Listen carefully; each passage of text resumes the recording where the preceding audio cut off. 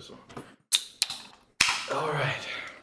What's going on, Trey? What's going on, Connor? Well, for some of y'all who've been maybe just now watching or whatever, this is producer Trey.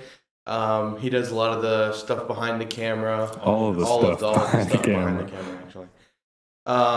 So Trey, why don't you introduce yourself to the viewers? Because I guess they've never really seen you before. We've been trying to get them to see you, but maybe a few of the viewers know me. I'm Trey Bolen. I am the producer, audio guy, camera guy, usually, of this podcast. I do everything that he doesn't do, basically. But outside of that, I'm working on all types of music, producing, general just audio engineering, things like that. And that's just kind of what I do. Another reason that I wanted to bring you on here was to promote yourself as well. I mean, because you've been saying it for a while. You've been trying to get your name out for a while. So doing something like this is always beneficial. Definitely. Dude, I mean, I guess I'll just go ahead and start this off. We can just talk about what's been going on just this week, I guess. Like I said in a previous episode, we're both in school, full-time student. So that's a job of itself. I mean, for me, at least, I think it is. Just, 15 hours? Is that how much? I mean, I just had to sign up for a new class yesterday, actually. So how many are you taking now? 16. 16? Yeah. Phew. Hefty schedule, Connor. Well, I mean, I went and met with like an advisor yesterday. The guy like who I met when I first was coming over here. And he says that I'm a little behind in terms of like elaborate. In terms of like just getting done, like you said, because obviously both of our goals is to finish as fast as we can. So it's obviously what I'm trying to do right now, but obviously there's stuff in the way. Like apparently I didn't have as many hours as I thought I did, but I mean I just gotta. Is that why you were asking me a few days ago about how many hours I had? I was just a little curious, but I mean just like I had to. I was in there for like 45 minutes, like close to an hour, just like. Because I guess I didn't really know like a whole lot of my progress exactly. Or when I was just kind of just going along the whole time, just kind of like just doing what's been put in front of me, and just hopefully one day I'll get an email and say, "Oh, you're ready." You just had the blinders on. Yeah, you were just pushing. Yeah, no clue where you were headed. Well, because obviously 4 years is everyone's target, but I mean, just for me and my luck of the draw, I probably won't be able to finish in 4. But interesting. That's the life I chose.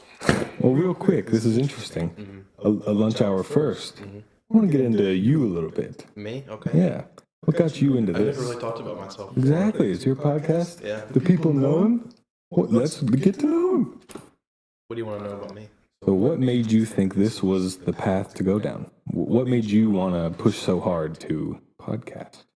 I guess it's grown so much, at least over the last couple of years. It's such a good like medium to, because I'm finding out that I'm like watching and finding new shows every single day.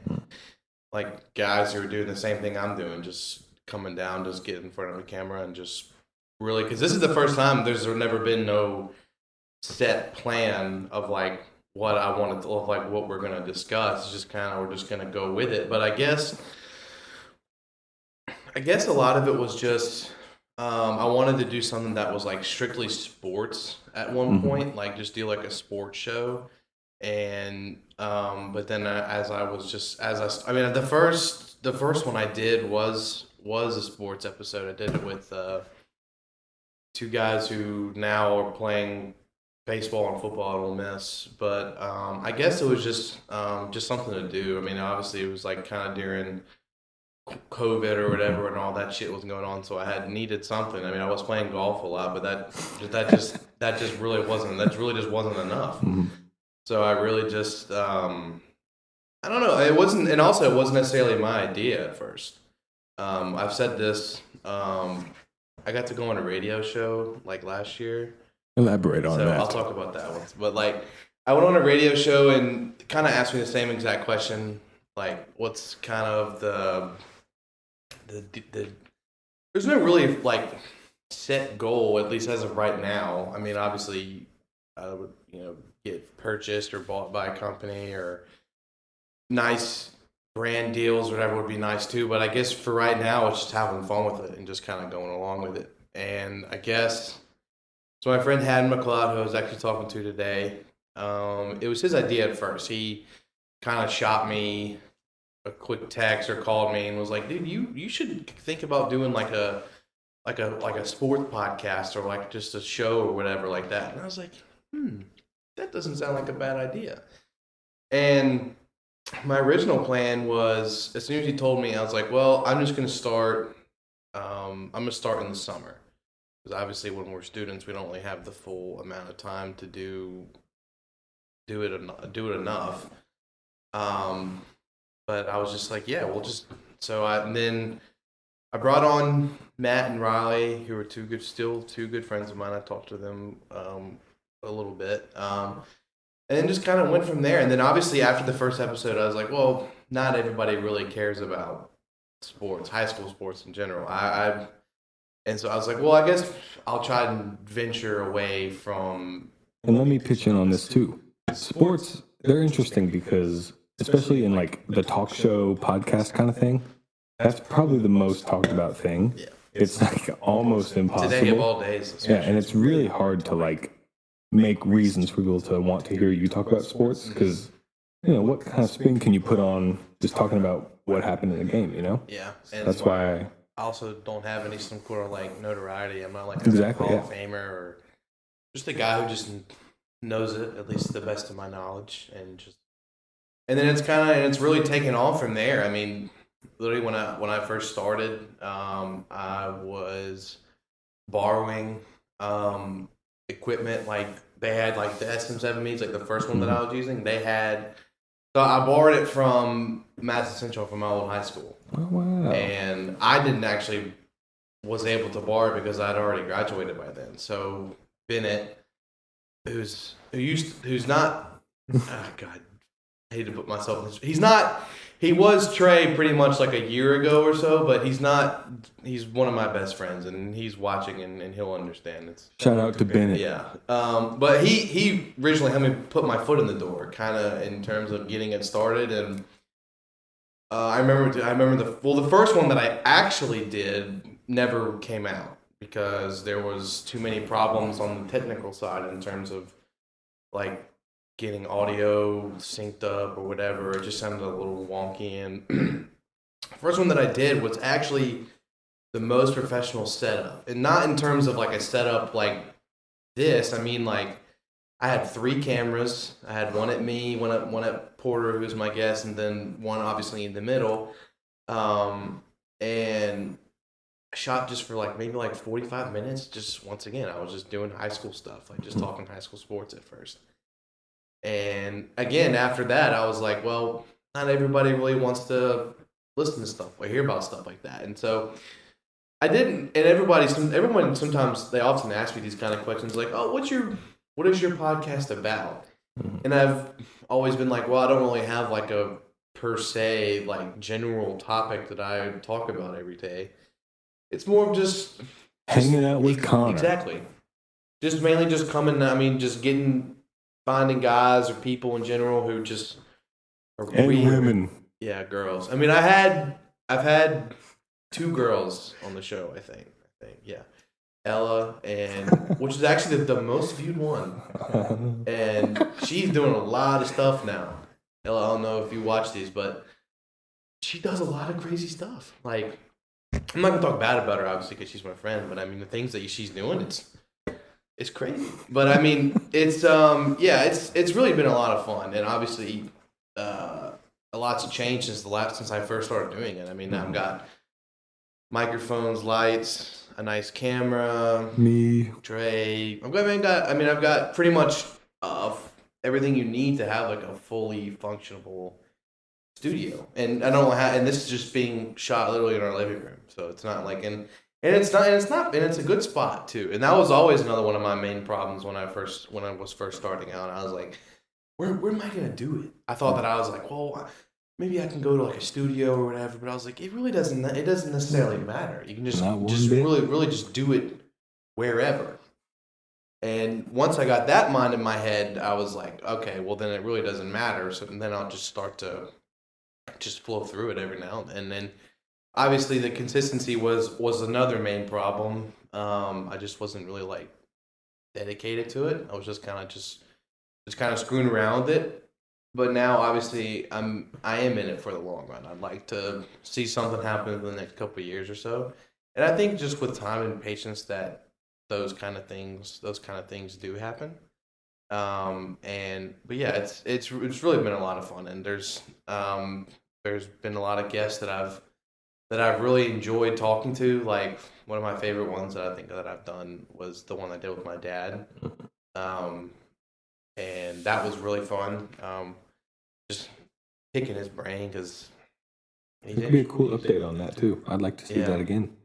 Well, now that he just did a show like this with somebody a while ago or something like that, and just talking about pretty much the same stuff that I talked about with him. But yeah, that's pretty much it. How in terms of me, is there any other questions you have about me in particular? What I'm thinking is actually it's about time for a quick break, and we'll get right back in a second. Actually, it's bad. It's actually not a good idea. It actually is a good idea. We'll take a quick break. Hear from our friends at the Rogue, obviously. You guys know I guess for the duration I've been doing this podcast, the Rogue has been helping us out with equipment and all that sort of stuff. They've been a big help to all of us. And you know, the Rogue, they're your destination for men's clothing in Jackson. They have been serving up the people of Jackson for over 50 years with their finest clothing, with their lines from Martin Dingham, Peter Millar, True Grit, and a ton more. Like I said in the last episode, I've known most of these guys, the Rogue, for pretty much most of my life, and they've been dressing me up, getting my suits, making me look pretty good. And they're ready to make you look good, too. It's like my new favorite line to say. It's like, I look good, now you look good. But right now they're gearing up for, college football. College football's over, but that doesn't mean that their collegiate pop-up is still over. If you go to the Rogue and you go across the hall, there will be a collegiate pop-up with clothes from all over the country, like Mississippi State, Ole Miss, LSU, Alabama, Southern Miss. They got everything you need in there. So go visit the Rogue on I-55 Frontage Road in Jackson, or you can visit their website. Here's the logo, so it won't be easy. So it will be easy for you to find. You can go visit them on I-55 on the Frontage Road in Jackson, or you can visit them online at therogue.com, www.therogue.com, and that's spelled ROUGE.com. No, I spelled it wrong. It's ROGUE. I'm sorry. I have a lot of problems spelling this word out, but that's how you spell it. ROGUE.com. Go visit them. They are really looking forward to fitting you. All right. Welcome back, guys. We are back. So, Trey, you are on the music side of, yes, I am. I guess you're what you want to do. And that takes, I've seen you firsthand. I mean, for those of you that don't know, a while ago, Trey and I have known each other since when? Like, right when we came out of the womb. It was like third grade. It was like third grade because I went to St. Anthony in second grade. That's when I was there. So I guess second grade. You were there. Founding member. Really? Oh wow! Because I know a lot of those kids that we knew, they came over like literally the year after that. Yeah. We're one of the we put our feet in the wet concrete of that place, man. We were there when it was built. It's so crazy how long ago that was. I mean, like, we're both 21 now, and we were in second grade when I don't even know the age of that. I just know I can't remember anything from it. So, in terms of music, you have introduced me to a lot of different styles and blends that I've never really heard before. So, I guess in terms of what would you say kind of really, I guess I'll ask you pretty much the same question what you asked me. What kind of turned you on to wanting to like dive into the music business as a profession? All right. Well, so when I was very, very young, I think I just always kind of thought it was cool, like playing guitar and like, you see the rock stars and all that stuff is cool. So I got one of those like Toys R Us guitars at like super young age. And I think someone broke it within like a year and I never even made, like, I was just like strum it crazy, never learned anything. But I think that was when I kind of figured out that like, ooh, this is a fun thing I can do. So then I don't know why I got another one because it was years later, but probably like, I'm going to say 7th grade maybe. I got a, Sorry. I got just a really cheap Amazon guitar that I started learning on because my mom did not think I was going to stick with it. So I had to get the cheapest thing I could get. And I actually did love it. So I just went crazy on it. And then I wanted to like customize it and I tore it apart and then realized I should not have done that and had to throw that guitar away. And then I got which came first? Let's just say, because it's the guitar I like the best. It's my black Les Paul. I got it for a steal. It was incredible. Still is. I love it to death. But that was when I spent like 4 or 5 hours a day just on YouTube and learning by ear, figuring out stuff. I had to learn stuff. And where everything else came in, like you said, the music, like profession and like me wanting to do it for a career, we got laptops, we got MacBooks way back in the day for school, like after the iPads and stuff. Maybe before they gave out iPads, I don't really remember. But I don't even know they gave us iPads. Well, they gave us computers at some point, and it had GarageBand on it. And I realized I could record my guitar playing into it. And that was already really cool, but it wasn't enough because I realized like it's a whole suite of sounds and drum kits and things like that. So I wanted to put together like my own music. So I got a MIDI keyboard, which is the kind of keyboard you input into like a software to like play things. It doesn't actually work on its own. It's like a controller. So then I kind of by default learned piano from that and like drum patterns because it has drum pads on it. And then by that point, I accidentally just kind of started producing and almost left playing guitar like out of the picture for a while. I was just like, I was making rap beats and stuff. Nothing like crazy, just like, I mean, back in the day, me and Connor, we used to. If I find it somewhere, we can maybe put a little bit in. No, there's like I have a sample. Remember that fire alarm one you made? Yeah, that was cool. I think I still have that one, and then I had a bunch of stuff on like I might still have some stuff on my computer. If we find something, we'll put a little splice in, just to see how far I've come. It'll make me laugh. But I think I kind of lost the fire for that during maybe, I don't even think it was COVID. I don't know what made me kind of lose it. I just think I don't know. I wasn't getting to where I wanted because GarageBand is a pretty limiting, like small platform. You can do a lot on it, but it does have a ceiling. And I think I hit that ceiling pretty fast because I'd already been kind of almost unintentionally figuring out producing for like 6 years. So then I think I just kind of got about as good as I felt that I could get. And it wasn't that great actually, but I didn't know where to go from there. So then I think I just stopped for a while. And then I'm going to probably say during COVID, I think it was during COVID, maybe before that, I got my own computer and got just tons of software, plugins, all this crazy stuff, and really got back into it. But more guitar again, which was great because I love playing guitar. I always have. It's just I almost forgot that I could do it for a while. And then now, I'm getting older and I'm realizing people make money doing this and I want to start doing it. It's the only thing I really get enjoyment from. And then I guess the latest step in all of this was the DJing thing because I had also, while I do love learning music and making music and things like that, listening is also just probably my favorite thing. I love all types of media. Me and Connor talk about movies all the time, but I think music is my favorite. I just love anything that anyone tries to make music, I'll probably give it a chance. And it has become very strange in the last probably a year, I'd say. I don't really know what caused it, but it's just very weird music, obscure stuff. What do you mean by obscure and weird? I guess it's kind of hard to describe the sound, but I mean What would you say it's so like?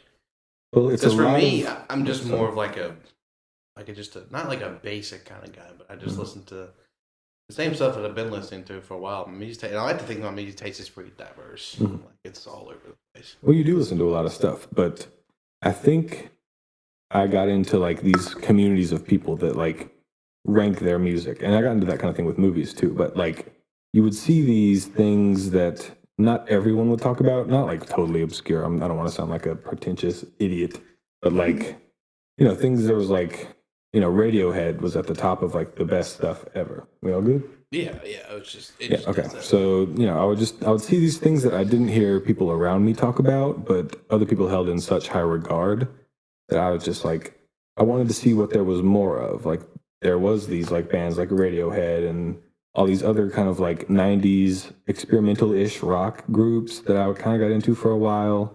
And then, for some reason, I think I'll give a shout out to Jesse Preston for this one. Uh, I've always loved like metal, or maybe just rock, but he's like the metal guy. And he got me into a lot more of that kind of thing. So I think I just kind of like seeing people try things. And that's like the kind of music genres I like. Like Aphex Twin's a big guy who got me into a lot of this stuff. He's like a 90s, and he still does it today, but not nearly as much. Like just crazy like DJ drum breaks and like fast, weird sounds that you would just never hear on the radio. He's not that obscure, but he really kind of put me into this like thing of trying to find new things. And that helps me produce a lot more too, because I realized I don't just have to make like rap beats or play guitar and record it and put like rock drums behind it. I can just try to do whatever I want and really push myself to do things. And I guess that's kind of where I am now. Did I even talk about the DJing thing? No. All right, I'll get into that real quick, and then I think after that we'll have another time for a quick short break. We've got about 3 minutes left. So the DJing came up because I think I just thought it seemed like a fun thing. It's a pretty much a way to actively listen to music, and that's kind of why I got into like the record player whole situation, all that stuff, is because what was that? I don't know. But so I think passively listening to music is just like a thing you can really get in a habit of. You just turn it on in the car. You don't really hear what they're saying. You don't think about like how it got put together. Yeah. So like with things like the record player, I just got really into buying records and stuff for a while, and a bunch of really good quality stuff fell into my hands. So it just became like, when you're listening to like a record, you can just sit down, you have to put it on, and it's just there, and like you're focusing on it a lot more than you would with things just like, an AirPod in while you're working out or something. And with DJing, even more specifically, you are in charge of like music. Like you have two things that you're mixing together, and you have to be counting like the beats in each ear and being aware of what frequencies are going to clash. Like it is probably the most music listening activity there is. Like your only job is to really listen to the music, and that was kind of the main thing, but it's also just so fun. Like I could do it for hours if I had to. It's just great. I don't know, it's the thing I really am into right now. I'm gonna start working on getting some gigs soon with the old business manager here. Yeah, so I'm excited about that. It's just what I like to do lately. Would you say that I guess for me, one of the things that I really want to do is just like perform. Mm-hmm. You know what I'm saying? Like, I don't know. It's just been this kind of this niche that I've always had. Like, just like when you talk about people who have like stage fright or something along the lines of that. Like that's something that I can't really understand, just because I definitely have You stage do? fright, which is the weird thing because most of the stuff I'm into does kind of involve at some point being in front of people. But like, I don't know. I've been trying to get you to do this, just this in general. For a while. I was struggling. So this is a big step. It does feel Yeah. very weird. Yeah. I feel like I'm talking to like a robot just staring at me. But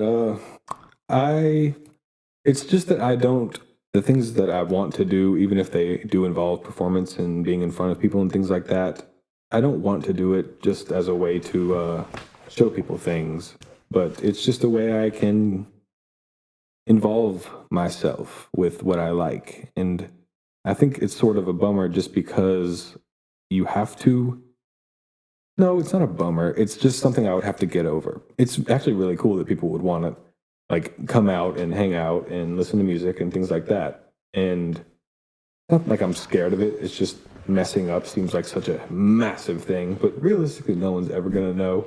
Like most DJ settings, people hardly even know there's music going on. But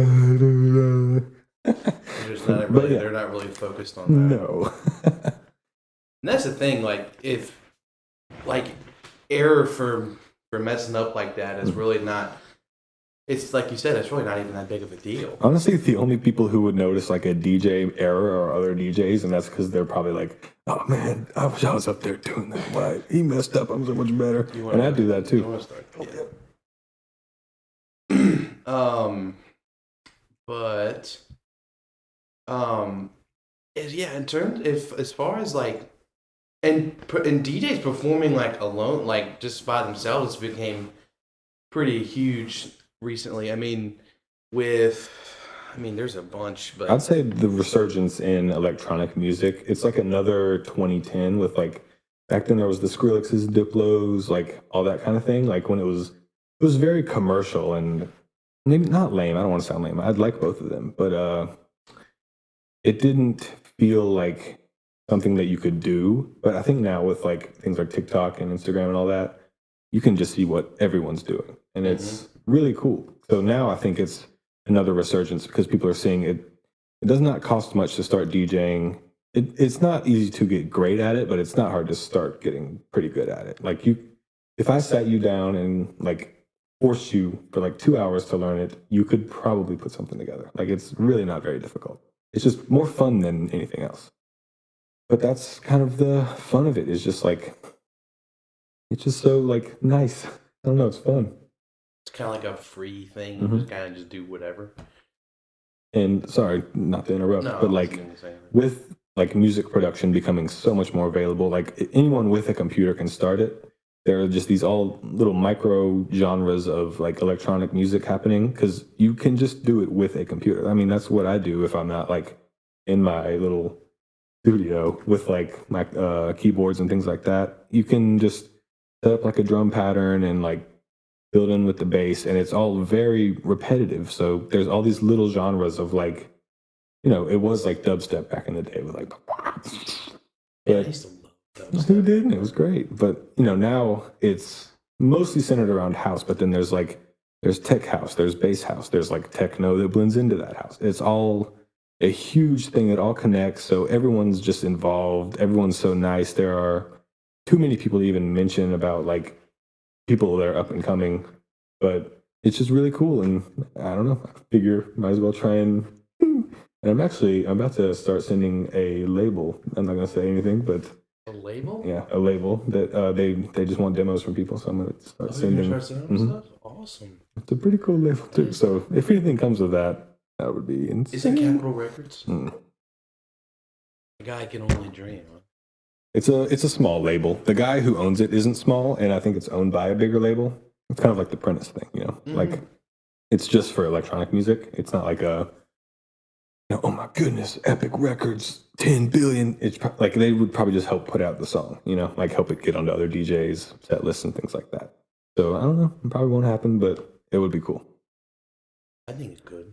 Like I said, it's really just all about just having that strong self-belief core and stuff like. I'm just trying to get philosophical here, but Strong self-belief core. just the power of No, knowing, I know. the power of knowing that you can, is. It's just funny going from me being like, "Oh, dude, playing DJing," and he's like, "Within the mind's eyes." I'm just always He's always on that alpha brain mentality. I didn't actually take one before I did this, which is Ooh, I should have. hit my dome on the mic. I should have, but I didn't. Those things are kind of weird because sometimes I feel like they work, and then others I feel like they don't. I think it's because I have no clue. I don't condone anything at all. What this guy does is up to him. He makes me take them. No, I'm just kidding. I actually wanted to, because I saw it on a Rogan episode. I was like, I take these Alpha Brains. They're really Isn't it good. his supplement? I don't think so. It's on it. That's the brand. Mm. You want to pull it up real quick, Jamie? Let's see. Well, I thought it was just he was like because other like guys are sponsored by like Jake Paul is I think and Don't talk about that guy with me on here. Jake Paul. Logan just had a huge deal. He just signed with UFC or Prime is now an official drink sponsor of the UFC. John, what would you say about Alpha Brain? Yes, Maybe it's not yeah. related. He's just like a heavy spokesperson for it, which I would love to be one too. Hey, Wink. on it. Email me. Nah, if I could get sponsored by anybody, I think it'd be like a drink or something. Like these things right here, Celsius. I love the Celsius. Mm-hmm. You know why? Bye. It gives you that boost of energy that you need. I don't need coffee. No free ads. I Oh don't- no. Yeah, no free ads, Celsius. Sponsor me. Anyways. Also Manscaped, that's another one. Which I bought one pretty recently, like a couple weeks ago. People don't need to be hearing about ads that we What? aren't even getting paid Yeah. for. You didn't hear any brand names at all, guys. We'll just beep all those out. No free stuff around here. Get what you pay for. You want to talk some movies? Yeah, definitely. Let's get straight into it. So I'm sure you heard about what James Gunn is doing with all like the arrangements to DC. Definitely. Yeah. So like, I watched he posted his video that he posted on Twitter about the whole thing. I'm just glad to see that they're not completely scrapping like everything altogether. I mean, technically, like the DCU for what we saw it was with Affleck's Batman, that's all going away. Which The Snyderverse is dead. which makes me sad because I'm going to continue to back DC. I mean, not for. I like a lot of their projects, like Snyderverse. You were a Snyderverse, Yeah, I was. Yeah, monster. Mhm. Like Snyder Cut, like that is like one of my favorite like superhero And movies it's that I've very ever good, seen. yeah. I mean, it's 4 hours. Oh, grow up! Who can't watch a 4-hour movie? You know how long Titanic was? I actually don't know. Like 3.5 hours. I don't know if I've ever seen the Titanic all the way Really? through. Yeah. You've never seen the Titanic? I know what happens, like, the Jack and like all. Yeah. Who doesn't know that? I think that's why, just because like once you just know everything about a movie, and then someone's like, yeah, but you have to watch the 3.5 hour, I know it's good. It's James Cameron. It's just Kind of like how this is complete, but like kind of like how Morbius was for me. Like everyone talked about like how, and I remember being so excited. It about looks that. kinda I remember cool. because I thought they were gonna throw in Spider-Man and tie in a bunch of stuff to Spider-Man. And I was like, well, that's gonna be great. And then obviously we all know it just tanked. I mean, it did awful. I think it did okay, which is what was crazy. Did it really? Like in the box office? Yeah, I Numbers remember wise? going I to didn't see know. the movie, like some other movie. Did you go when see it? Uh, didn't see it either. I was. We were seeing something else. Me and my girlfriend. Shout out Hannah Brooke. And Shadow. And Shadow. Shout out Little Shadow. Shadow. And Bit me the other day. but yeah, and we were in line to see a movie, and everyone in front of us was getting tickets to Morbius, and this was like 2 weeks into the release when everyone knew it was terrible. So it's just, I don't know, it did fine. And remember, they put it back in theaters because people were asking for it again as a joke. I didn't know But that. yeah, people were like, Put it back in. yeah. We want to rewatch it again. Yeah. But there was just, there's a lot of wasted potential in that movie. Same with like Every single DC movie to me, like so much more could happen. DC's awesome. Just like, well, I like the stories that they're about to start doing with. We saw one of our favorite films, The Batman. They just released it's just gonna be called The Batman Part 2. I think that might change. I think it should. I think it's just so they don't want people to know exactly what it's about, but just a way for them to be like, it's coming, guys. In 2025, so. That is so long. But Freeze. I want to see You ever Mr. see the old one? Freeze. The Arnold? Oh, with who was playing Wasn't it George? Was that Clooney playing Batman? I think maybe. I want to say yeah. And that whole cast was pretty good. It was like Danny DeVito as Penguin. It Yeah. was kind of weird, but it also fits as well. It's very well. Cobblepot. Mm-hmm. That guy, he's a perfect circle. Is what You're he telling looks like. me, hey. But I mean, and another thing that I like that I'm gonna say a hot take here that's gonna get my friends stirred up. But in terms of on-screen portrayals as Batman, you probably know this, but I'm a huge fan of Batflick. Yeah, I think it's weird because I think he just has the least like believable Batman, emotion. Yeah. Not only that, just like Well, I feel like he could definitely be a good Bruce Wayne. he's a cool Bruce Wayne. I kind of just like the Bale Wayne because he's like he's just like pretty much just American Psycho again. You know, he's very Patrick Bateman. He just kind of a really bad guy generally, just buying restaurants if I own don't the do place. yeah, like all that stuff. It's just cool. And then I like the Pattinson Batman just because he's very So much. just like you feel him, man. Really He's just do. like you walk out of that movie theater after that's done, dark outside, the streets. You just need find yourself cleaning. just standing there, just staring up into the. Waiting for that light to come They on. need me. And I just didn't get that with Batfleck. He just felt like a version of Batman. The warehouse scene though is awesome. No, that's what I'm saying. Cool. The Batman's cool. It's just like I feel like I didn't get much out of it from it being him. Yeah. Well, And- I think if there was more of it, like, do you think it would be? Could have been. I mean, wasn't there supposed to be a movie from him, directed by him? He all was that supposed stuff? to. That they could have been asked cool. him- I think. Yeah. It's just like He's a pretty good director. He's got the some good town, Argo. Argo. Yeah, he's all right. Good Will Hunting, which is one of your favorites. Oh, come on. Like I said, it's no problem with him. It's just I think the character itself didn't do a whole lot. Just because, and like they hinted at so much stuff that could have happened. Been insane. Like in the Batman vs Superman movie, when like the training montage when he's like working out and like and it's like raining in the background and he's like squatting and he can't finish the squats or just like throws the barbell and, like just throws it off like that. And then like as he's walking, you pans over to the Robin suit and Robin's dead in this storyline and he's like, "Joke's on you, Batman," you know, that sort of thing. And like they could have done that too. But they could have done the Death in the Family story. That's my problem with the DC stuff. Is it seems like they. Oops. I'll do it. Keep going. Yeah, I'm just resetting the timer.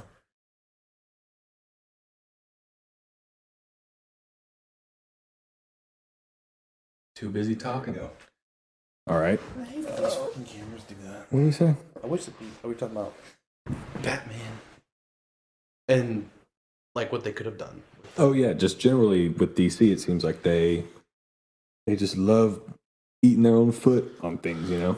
Like I love very disappointing a lot of consistently. people as Yeah. well. Like just the most clear choices they could make that just that they know they could make too. Like proven with the like all the stuff and the Snyder stuff, like it's all there. And then and you know Henry again in the Black Adam thing, and you know like you heard like the rumors. never You heard like mind. the rumors behind that. I haven't.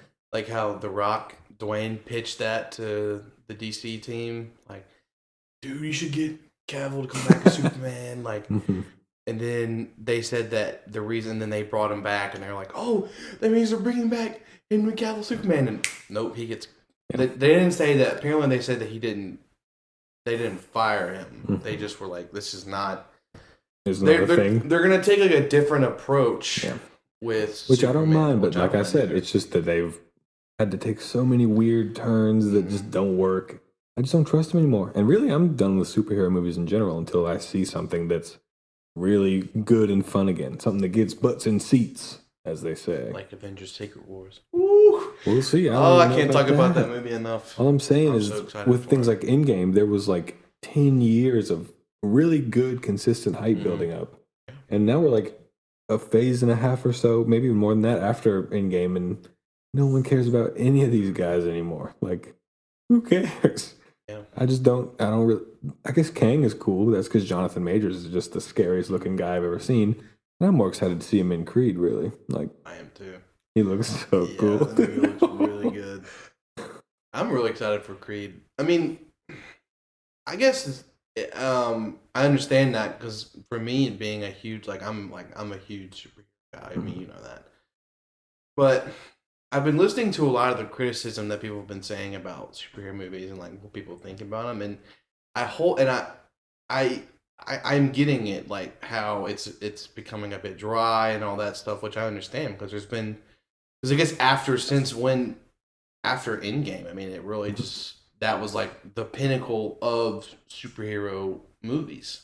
Like that was like the best, and then after that, it hasn't been. There hasn't been anything that's at least looked similar to that at all. Like there's Well, you gotta think about this. This is the thing that I think kind of broke my opinion on it. Is a hero's introduced, and then they go through a thing where they learn about themselves, and then the conflict happens, and then they almost get beat, and then they don't, and that has happened 5 times a year for 10 years or so, longer than that actually, right? Like since Iron Man. they started doing. I watched that the first one the other night. Oh It's awesome. yeah, It's so good. but that's what I'm saying. Like it was cool for even like a year. I was like, yeah, who knows what's gonna happen, and then the exact same thing happens, and everyone. I think I just got burned out on it because I started seeing crazier stuff, like like the lighthouse and things like that. How do you describe that story pattern? I can't describe that at all. Two guys just Two guys lose their alone in the minds. lighthouse. It's awesome. Like I think I just That got movie is real. I mean, and that movie's so good. And it's just the two of them, Robert Pattinson and old Defoe, just chilling in a lighthouse. And then they're not just chilling. not really. It's just there's Just a lot two of guys hanging yeah. out. There's just like there's some of these movies. I guess it's hard to kind of gravitate on what like a movie purpose is or like a message. I told you this, but what would you say at an overall like message of a film kind of really gravitated like or kind of just stuck to you?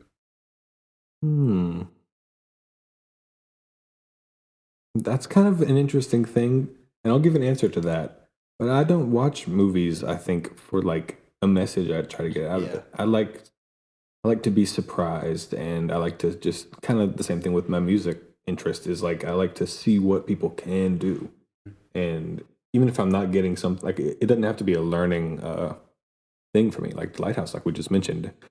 There's nothing to learn from that movie. What do you? I guess just don't work at a lighthouse with some crazy old man. But like Don't lie about your real self either. well, even still, like that's not what they're saying. yeah, I know. Like I think there's just so much more that could be done with movies, and that's why my expectations are a bit higher on that kind of thing.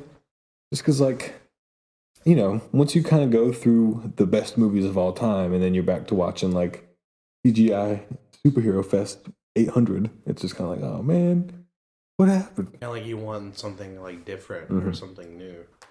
That's why I'm into the A24 stuff, the Neon, like all these smaller movie distribution things. They like to put that weird stuff out there. That stuff that just doesn't make sense. And I've recently found myself doing that as well, like watching stuff that I wouldn't like.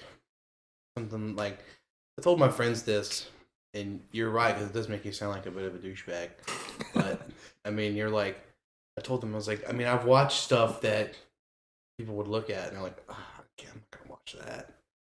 Like, and You're talking to Mr. Man. and like it's I mean that's fine. I mean I get that, but like I mean it'd be nice to see people just kind of just branch out at some point. Like, and that's all I've been doing is just branching out. I mean, I've got introduced to Letterboxd, which is now one of my new favorite things to do. And like just going like and seeing what other people are watching and stuff is it's really interesting. And like I'm starting to follow a bunch of people on there, like you told me to. Go pull it up real quick.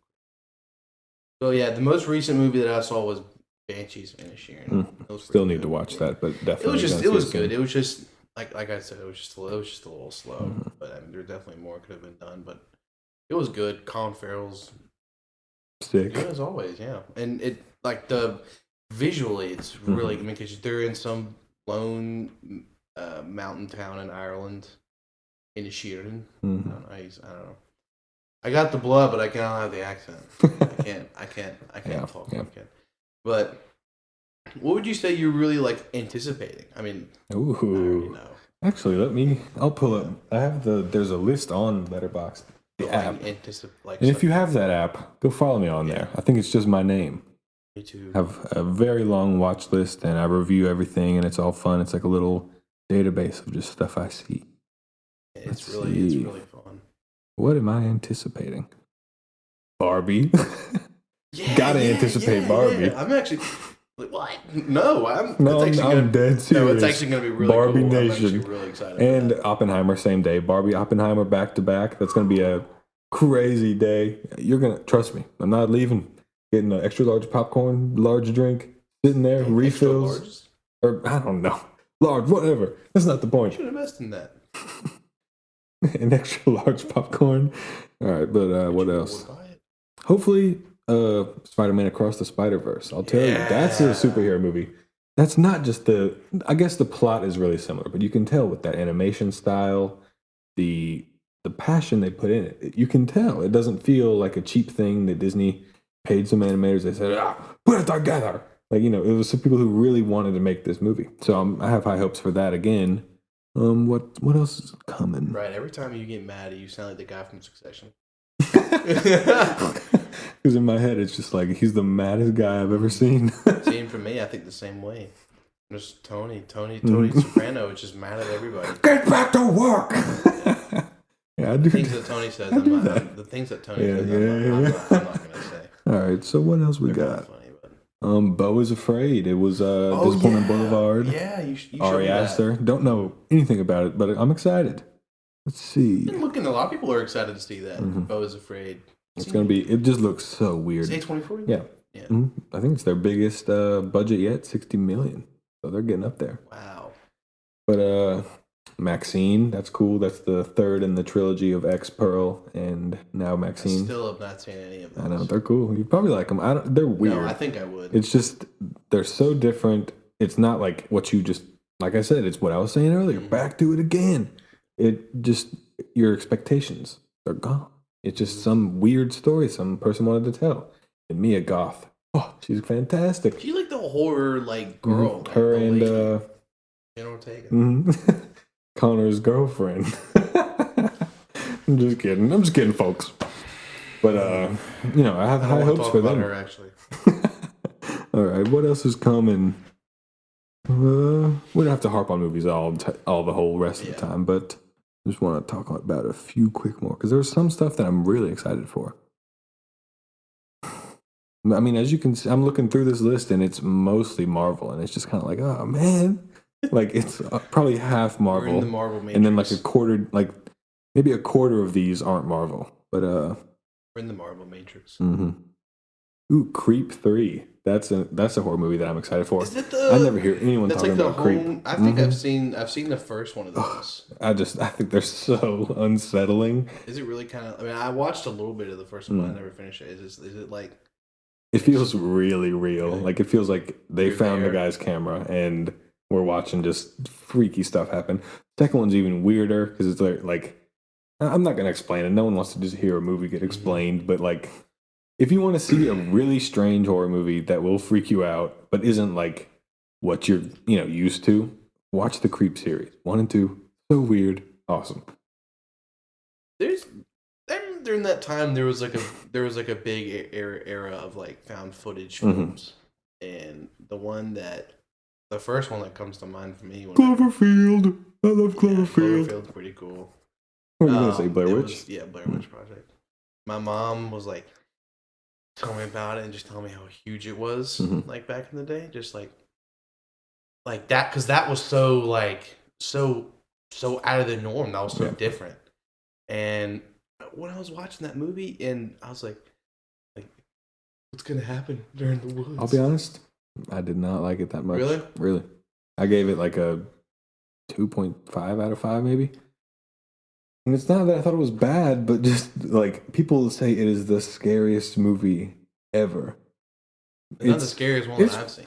Cool. That's about all I got for That's it. a good question. My expectations were just blown away. What was whatever. Go on. I guess like the scariest, or let's think. Have you ever seen like something like pretty freaky in theaters, like pretty scary in theaters? Maybe, I don't know. Were you with us when we saw the Bye Bye Man in theaters? That is not scary. Bye Bye Man is maybe the worst movie I've ever seen. Did you start again? Yeah, I did. And look at us just going. That one was funny. I saw it in theater. Didn't we see a scary movie? The Visit. No. Which is another one of those found footage. Yeah. That's proof that we've been friends for a long time. I have a picture too. I had if we find it, we'll throw that up too. I had like a bright blue iPhone SE, whatever. It was the 5C at the time. 5C, that's what it was. Yeah. The colored ones, those were crazy. Those were the coolest things ever. What were we? Scares. I feel like I don't see that many scary movies in theaters. I'm definitely going to see like Maxine, and I don't even know if Disappointment Boulevard is a horror movie. Mm-hmm. It looks just like a really weird, just everything movie. But I'm seeing that. But I don't know. I feel like a lot of the horror movies I like just already have come out. It's really hard to gauge a good horror movie before people have seen it, you know? Horror movies are also kind of hard. Would you say that they're kind of a little hard to market nowadays? Definitely, because, I guess horror movies for the longest time were just kind of the same thing. Mm-hmm. Hot girl sees a killer or whatever. That's more like a slasher film, I guess. But that's all it was for a long time. Like, there was like The Exorcist. But outside of that, every other one was freaky guy chasing the girl. Friday and the 13th. Assorted weapons. And then, people started changing it up. And that's when I thought it was cool. Like, I credit, I'm not going to, I'm about to sound like a nerd, but like French horror movies and like the French movement to try to make movies more, they push the limit. I think that's kind of what makes these things interesting. Like there are a lot of older French movies that I've seen that aren't the same as like what America was doing at the time. And I think a lot of directors are inspired by that era of things. And that's why we have like these weirder A24 kind of movies. But there's also people like David Lynch and all the older directors. I don't know. I'm just into like people who want it to be weird. And I feel like, I don't even know if they show that kind of movie in theaters. Maybe that's why I haven't seen a scary movie here in a minute. Yeah, that, you don't ever see stuff like that in theaters. I guess the last like really freaky thing that I saw in theaters was Hereditary, but that was like, I wish I could have that was like a couple years ago. Let me check. So I'm gonna venture over to the Instagram because a couple people left. Oh, really? Suggestions. There's obviously a few that I can't see it anymore. No. Do you remember any of them? Yeah. One of them was about there's actually don't say them. I mean, one of them was Brady's retirement, which you mean you don't. Well, I can. Yeah, you can I can have talk a little to sports you corner. about. Yeah. So I've said enough. After 23 seasons, Tom Brady officially. It's weird because last year he did the same thing. He retired 1 year ago today, and then like a month or so later, he's like, "Nope, I'm just kidding. I'm gonna come back." I remember.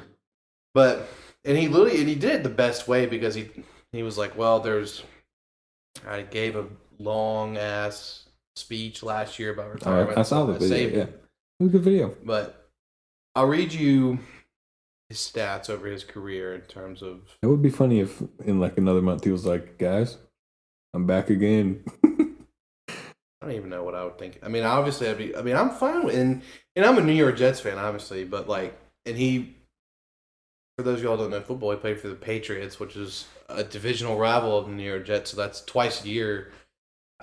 We played Tom Brady, and it was okay. It was not really, but so number says it all. 23 seasons, 7-time Super Bowl champion, 5-time Super Bowl MVP, a 3-time league MVP. 15-time Pro Bowler, 677 total touchdowns, 89,214 total passing yards in his career. That's crazy. That's also unattainable. Like, the GOAT. I mean, in terms of Super Bowl wins, and I don't think anybody will be able to even get close. I mean, maybe the next guy will probably see it close as Patrick Mahomes, but there's no way he wins 7. No way. It's not the kind of thing that happens, man. Because it's not just about the skill behind it. Look at me. Lunch hour guy, man. I know. I've seen a few episodes. I know how the talk goes. But, it's not just about his skill, because there are a few people who are, they're not far off from being as good as Tom Brady. It's just the fact that he got in so young, stayed in forever. 23 years. That's a long time. He So, won like, 3 Super Bowls when he was in his 20s. that's what I'm saying. That's what's so hard for it to be. That's why he's probably never going to get topped, because, the Mahomeses and the people like that, they're going to have to stay in for as long as he did to make it happen. Because even if they are nearing his talent, the time is also a big factor, And the only guy that I can actually see playing as long as he did is Joe Burrow. Because like I said last week, he kind of gives me like a little Brady vibe kind of thing, and kind of like reminds me of him, especially the way he plays. But I mean, so I posted that thing on my Snapchat, my private story today, and I got a few people siding up, and I was like, "How do you care? You're a Jets fan." Like, well, at the end of the day, that's really not for me what it was about. Because and one thing I'm tired of hearing is, "Where's the script? The NFL's rigged." All that sort of I stuff. haven't seen that. Can you briefly explain what does that mean? So everyone is talking about how the NFL is scripted, like how WWE is scripted. But how could they pull that off? I don't know. And that's the thing. I watched a video behind it, and I don't think it is. I don't think it's scripted at all. And people get upset, when Tom Brady wins, or with the Chiefs going back to the Super Bowl this year. It's their third time in 4 years it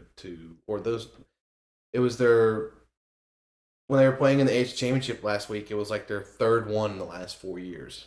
So they've been there every single year. So if you're telling me that the NFL is scripted, I'm just going to tell you it's not, because I don't think so. Because when you think about not just getting away with it in terms of how much money, like you're talking millions and millions of dollars, not just for people to go along with it, but for these guys that get injured. I mean, it's all just like WWE. Those guys get injured, but I mean, it's different. This is football. It's also like lying. Like the WWE is not really lying about how. Everybody knows that all that stuff's like but that is pure entertainment, and I still find it entertaining. Yeah. But like in the NFL, it's more of like there's more like, because people in the NFL when they play. I mean, if it were me, I would play for some sort of legacy, and that's what Tom Brady did. I mean, he truly left the best resume of an athlete. One of the best athlete resumes. Best sun kisser of all time. Yeah, that was a little weird. I'm just kidding. I don't think it's that weird. It's but just, I mean, whatever. But for people to think that the NFL is scripted, I mean, it's. I can understand why people believe that it is scripted, because of all of the stuff that's going on with like the wins and the no calls and all that stuff. I mean, the refs may be involved, but not the whole league as a whole. Sure, Roger Goodell is not a very good person.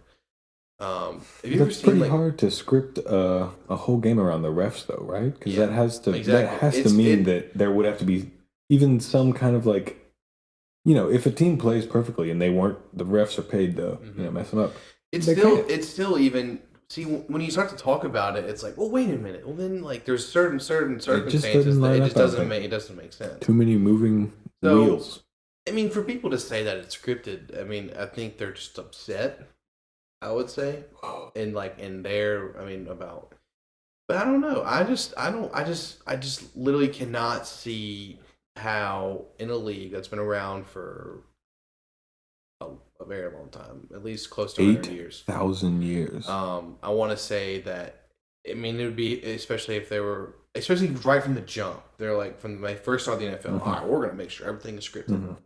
Like, there's just no way that would continue to go on. And there's not even any fun in that. Exactly. There is no fun in that. In terms of like entertainment, it's just people betting money and like watching with their family. Like WWE, it's because it's like, listen up, you guy. Like, it's like fun. In the NFL, you'll just see someone be like, yeah, like you can't even hear the because I feel like because that's a huge part of it is the whole trash talk thing. Yeah, like what's entertaining about just some tackling, not being able to, exactly. If you think that's so entertaining, just go watch like little kids play or something. Like go watch a little high school football game. People want to see it because of the stakes of like the money involved and the You got it. I don't know. But yes, I see. Yeah, I understand. But yeah, and like I was in a class. I have like a management class, and they were all like, she asked us a question, and somebody just goes, "The NFL is rigged." I just sat there and I didn't say anything, but I mean, sounds like how they used to communicate back in ancient Rome when they would talk about philosophy. they're just stand up and just say something like that. Like, I'm Spartacus. You ever seen that? The old show. Brother used to watch that show. Well, period of like ancient. I think it's cool, but like it's kind of hard to watch like movies and stuff like that in ancient Rome. I guess.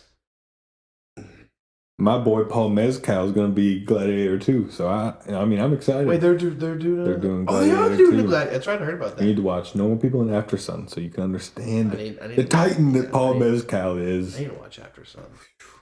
I watched the end again, like last night. Had me crying again. It's just heartbreaking. I think you'd like it. It's weird. It's mostly through like a camera, and I don't know. If you do watch it, ask me. Let me know, because like 5 stars for me, easy. There's a lot of people were giving that movie that kind of rating. I was talking about football. Bottom line, the NFL's not rigged. It's not scripted. Bottom line, the NFL is rigged and scripted. You're gonna get one opinion one way and then one another way when both of us are sitting. But I don't know. There's just so much money that would have to go into it. Like, yeah, it just doesn't make sense. Yeah, it doesn't. I mean, and all the leagues would have to be behind it, and there'd be one guy in an office because I don't like the tell people. So obviously, I don't know. I just don't see how that could be.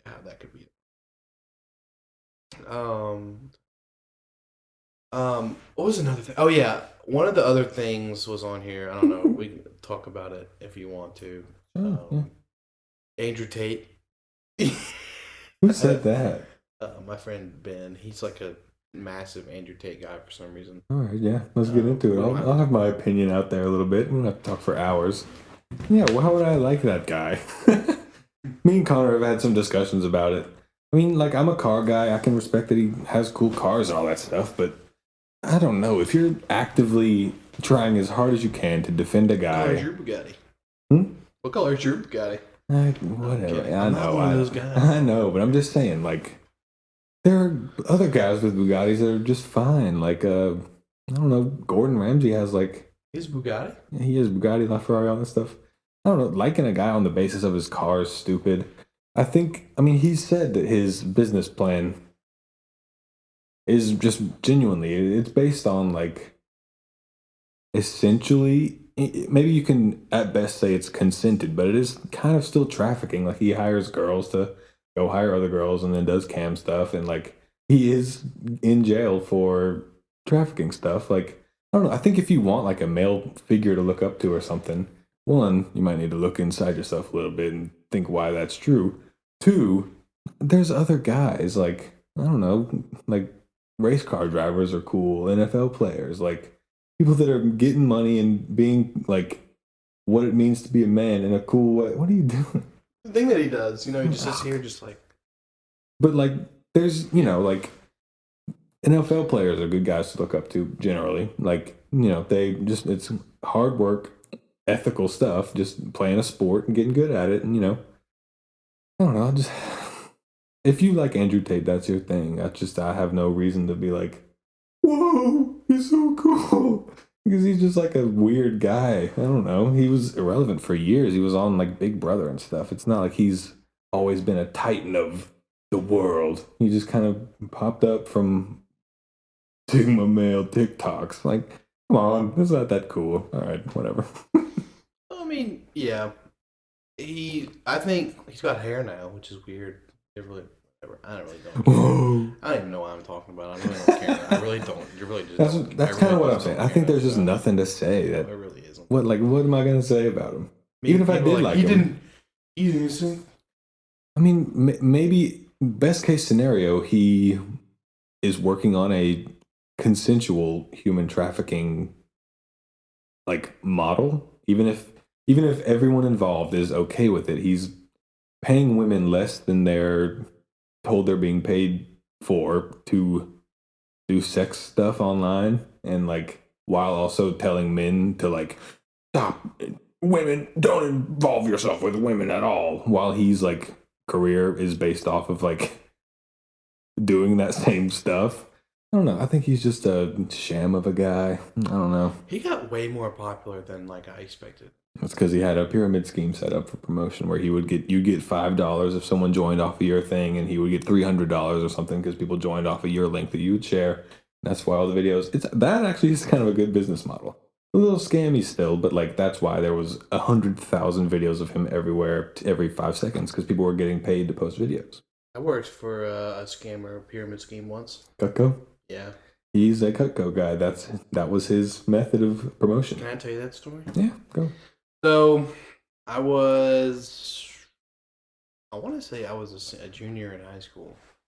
My mom was like, get a job. And I was like, and I was so like, I tried to do restaurant business, and hey, what, man, that's a tough line of work to do.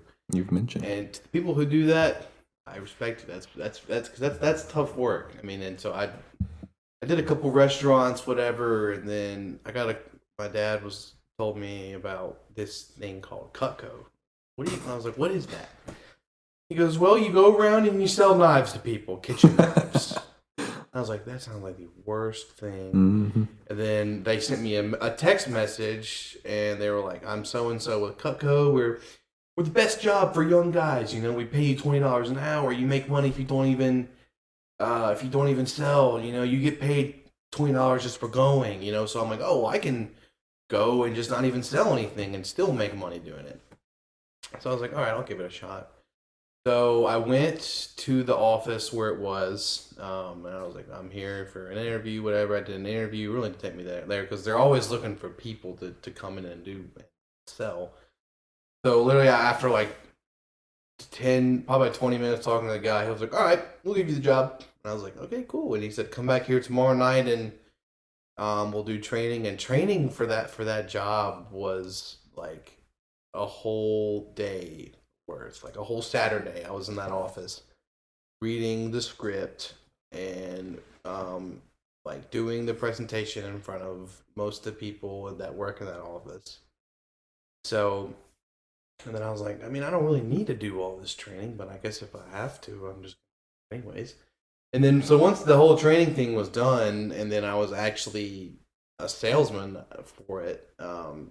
You know, getting appointments and stuff wasn't really a problem because, you know, I just would tell my dad, say, hey, send me these numbers, give me a call.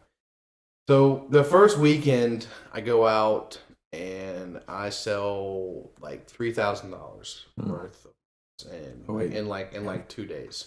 I think you have told me this. Keep going, but like in like 2 days, I sold like $3,000 worth of knives, which is pretty good. I mean, I was one of the top salesmen in the firm for like 3 weeks in a row.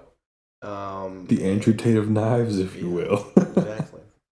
You want a kitchen knife? I'll tell you why you should get one. And so, sell me this knife. Mm-hmm. I can sell you a knife. Yeah. But like, the knives are really, I mean, they're really nice too. My mom. You're not working for them anymore. No, I'm not. They suck. I'll tell you why they suck. So I was looking at, so I sold like $3,000, and I was like, well, maybe if I'm selling it myself, and I thought maybe I'll be able to get a good chunk of it since I went and did the work and used the gas and did the presentations 8 separate times, cut pennies in half with scissors 4 times a day. And then they're like, all right, and they send out a text and they go, oh, checks are in. So I went in and I was so excited because I was like, man, I'm gonna have like $1,100. Like I've never had that much money before. And so I get the check and go back to my car. I sit down and I open it and the check reads $68. And I was a little confused. I was like, what's going on here? So I go back upstairs. I go to my boss's office and I sit down and I go, my check. I mean, I hated to sound like the kind of guy, but I was like, my check's a little late. I mean, because I sold $3,000. Oh, yeah, man. And I was like, I thought that you were getting paid $20 an hour just to show up. And he goes, well, you gotta actually sign up for that. We call it the severance package. I go, okay, well, can I sign up for it? He goes, unfortunately, you can't because these are for particular people who aren't making a lot of sales. Is that a severance package like for when you're like fired? No, yes, I don't know why he called it that, but he was like, it's you got to sign up and pay for it. You got to sign up for it, and then we all got to proofread it and see if you actually are, able to do it. And I was like, well, that's something that you should mention to people because because if you say, well, hey, because it's something that really draws them in. You're like, oh, you get paid $20 an hour, and so pretty much I was robbed of a lot of money that I didn't get, and so I quit like probably like a couple weeks or so after that. I didn't work there for very long just because of that particular reason, and so I went like 2 years without working that job, not even going back to the office, nothing, and I get a call from this random number, and for some reason, when I get a random call from a number that's not listed in my phone, I always answer. I don't at all. I No. always like some unnamed number. Hello? If it seems familiar, I Yeah. will like maybe like 1 in 20 Yeah. chance I'll press like answer and then I'll just Yeah. hold it up, not say anything. Yeah. If it's someone that wants that I know or something, they're gonna go, "Hello?" Yeah. But like if not, usually they'll just hang up. And That's normally what I do. I just pick it up and I don't say anything. And Mhm. if they ask for me, I'll be like, what? Anyways, so they called me and they're like, is this Connor so and so? And I was like, yeah. He goes, well, I was looking at some old, employee files and I saw yours. And he goes, it looks like you got a lot of money that you were not received. And I was like, oh, yeah, I had a little problem with that. And he was like, do you want me to put in a report to your branch manager? And I was like, no, you don't have to do all that. Just write me the check and mail it to me. So he goes, all right, we'll have it mailed out to you in the next couple of days. So then I go over and then I check the mail and I see a check and it was nice. It was like, it was like maybe like 300, 400 bucks. It wasn't exactly everything, but it was still a lot more than what I asked for that day. And then I just remember after that, everyone's like, I heard about this Cutco job. And I'm like, don't go. Don't do it. Save yourself some breathing room and money if you don't want to. Because it's a lot of work. I felt like one of those like call guys where like, hey, is this Miss So and So? And they're like, yeah. And I'm like, hey, my name is Connor. I work for Cutco. And like, are you unsatisfied with your kitchen knives right now? I didn't actually have to say that, but on the script, I had to read from a script. I felt like a robot, especially when I was calling people that I knew. Like I was like, oh well, if I know them, they're a family friend, whatever. I'm not gonna do the script thing. But then my boss came out and you got to read the script to everybody. I was like, what? This is like my uncle I'm talking to. I don't care, do it. And then I don't know. I just quit, and I quit the job, and I just was. It's very exploitative stuff, They're getting young people who need money to do this very strange thing of assuming that everyone they know needs knives, and I'm sure like this, they're good knives. Like everyone knows, it's like it's a knife. It's gonna cut whatever, but like it's weird. It's everyone that I know was a young person who didn't have a whole lot of money, and then someone above them pretty much taking their money.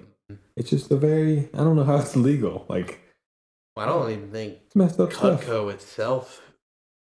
Maybe it still is a thing. I don't know, but It is. I saw it at it is. I saw a tint for it at a thing I was at with Brooke, the girl we mentioned earlier, my girlfriend. We were at a festival.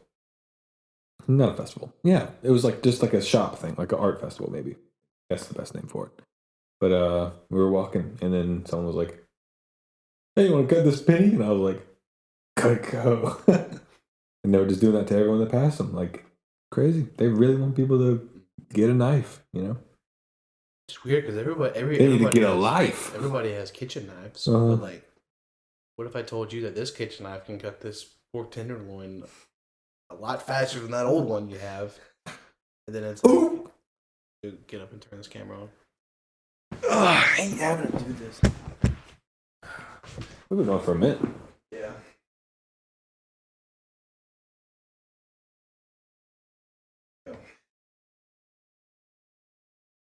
I was just exploited in that industry. Telling me. And I finally said no more, and I don't want it. Anyways, have you worked an odd job before? Just retail garbage mostly. I don't have any. I have no good job stories. It's literally all just really boring. Like nothing interesting in my work. Maybe that's why I want to work in something cool so bad. Because like every time I've ever had a job, it's just like, like just come home. I've worked a few different jobs, and all of them have kind of just felt the same. I've worked for, well, working at the River Hills, the tennis club that I've worked at the past like 4 summers has been particularly fun just because the last couple of years I've got to be the boss of the shift leader, manager, whatever you want to call it. I got all these kids, which I still and I love them. They're all like high school, a couple years younger than me, not too young, but I mean they're really they were fun. Obviously they were a handful at some points. I found myself like being like the mean guy, yelling at them, being the mean boss, and just kind of screaming at them. But Tony. Yep, pretty much. What was another one of the topics I was on there? We've touched on most of the stuff I'm into, so honestly, if you got anything else, that's cool. But I got nothing else that I want to touch on me personally. But any other lunch hour topics, I'm down to discuss. I'll say one thing that might be pretty cool for you to hear. Okay, so my one of my this will be the last thing. One of my dad's friends, they went to high school together, and you remember the whole like Waco thing, like in Texas. Yeah. Her name is Jenny. Jenny Waco? No, I don't know her maiden name, but I know her daughter Becca Woodruff. Maybe that is her maiden Woodruff. I don't know, but she was her mom was in Waco, Texas, like at not just there, but at the compound where David Crest, but which wasn't inside the compound. Obviously, she was outside the Waco compound with all of the soldiers and tanks and stuff, and she was like going in with this with the tanks. Wait, who is this? Okay, my dad's friend Jenny, who has a daughter Becca, who I'm friends with. Her mom, Jenny, was at the Waco compound. But why? Like I'm saying, who? Oh, I don't know. Just I don't know why she was there. Yeah, I don't know. That's like I was asking my dad. I was like, "What? Why was she there?" And he was like, "I don't know."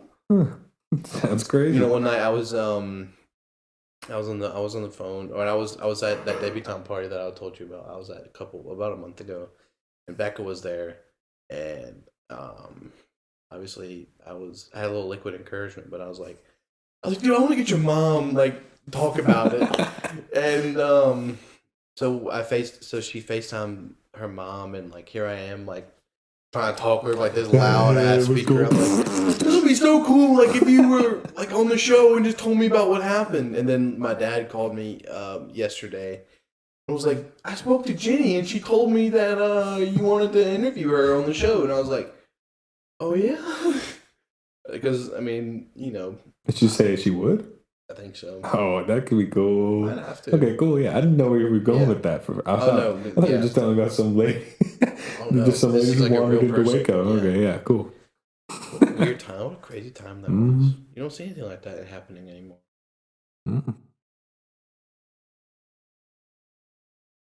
Whatever you. That's pretty much all I have. That's all I got too. It's what, 8 o'clock? Talked about everything under the sun. It feels like. Well, we'll definitely do this again. Yeah, I had a lot of fun. Next week, whatever. I don't know. All right, cool. Plans. Yeah. But yeah, thank you. I didn't even actually introduce hey, welcome back or whatever. But I just wanted. We got right into it. Just wanted to get right. What I think might happen is that even if I don't get on in front of the camera like this next time, I do think I will continue to set up the microphone and just have a producer's mic if I'm not on. Oh yeah. Because lately I've been kind of pitching in just little jokes and stupid stuff, and it's been Doing fun. stuff behind the camera. And So I just- think even if I'm not here, I think I might just like start setting up my computer and putting this up here and just kind of, even just if it's the stupidest thing ever, just to be like, oh, whatever, like while you're doing whatever, even if I'm not here, is what I'm saying. So I think I might be the background Present. guy, yeah, rather than just the invisible camera man. All right. Well, I think that does it. Thank you everybody for watching. We'll see y'all next week. Bye everyone. And bam.